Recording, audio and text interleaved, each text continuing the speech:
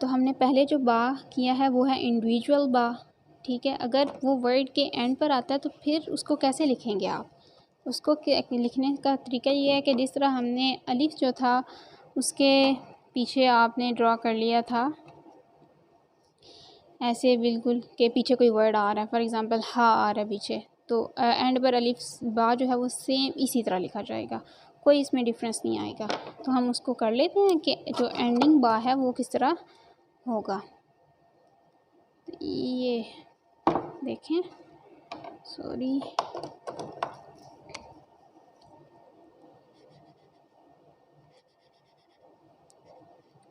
तो ये एंडिंग बा हो गया आपका, कि अगर वो किसी वर्ड के साथ अटैच है और आखिर पर आ रहा है लफ्ज़ के तो फिर बा ऐसे लिखा जाएगा।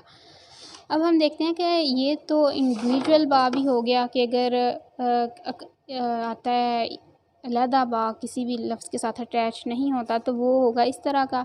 अगर किसी लफ्ज़ के साथ अटैच होता है तो मैंने अभी आपको बताया कि इधर इसके साथ कोई भी वर्ड आएगा तो एंड पर सेम इसी तरह आएगा। अब हम देखते हैं कि मिडल में जब बा आएगा तो कैसे लिखा जाएगा। तो वो कुछ यूँ लिखा जाएगा, पहले हम उसको ड्रॉ करते हैं। ये ठीक है, एक लाइन है, ये बेस लाइन के ऊपर एक लाइन ड्रॉ हुई और ये बा आ गया दरमियान में।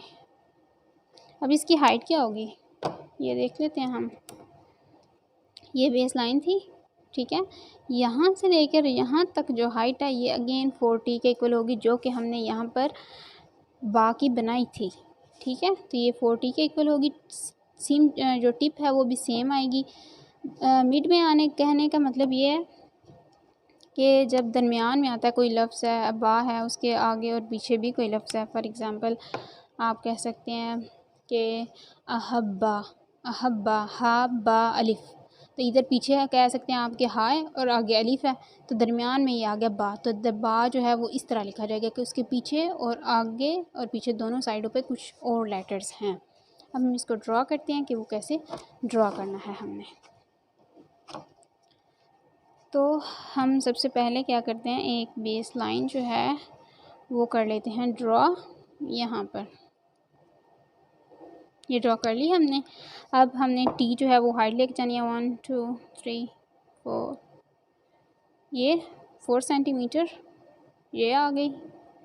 अब उसकी बाकी हाइट कितनी हमने रखी थी, 16 सेंटीमीटर थी ना, क्योंकि वो 40 के इक्वल था। तो इधर से 1 2 3 4 5 6 ये, और यहाँ से 4 सेंटीमीटर था, तो ये, और उसकी टिप कितनी थी, टी, ये देखें यहाँ तक टी, ये टिप थी ना, बाकी हमने पहले जो बा में पढ़ी है वही टिप सेम, और यहाँ से लेकर यहाँ तक t/2 का डिस्टेंस, और ये जो टिप है यहाँ से लेकर नीचे तक भी t/2 का डिस्टेंस। और यहाँ पर हमने क्या करना है, एक कर्व ड्रॉ करनी है, कर ली, और यहाँ से लेके यहाँ तक हमने ये कर्व ड्रॉ कर ली। ये क्या हमारे पास बन गया, ये हमारे पास बा बन गया, जो हमने मिडल में लिखना है किसी भी लफ्ज़ के दरमियान में।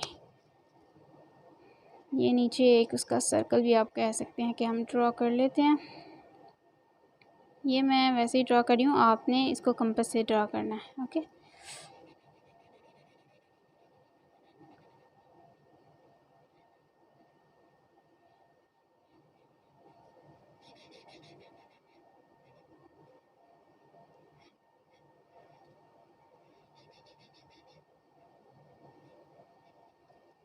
तो ये हमारा बा हो गया, वो वाला बा जो हम किसी भी लफ्ज़ के दरमियान में लिखेंगे, मिडल।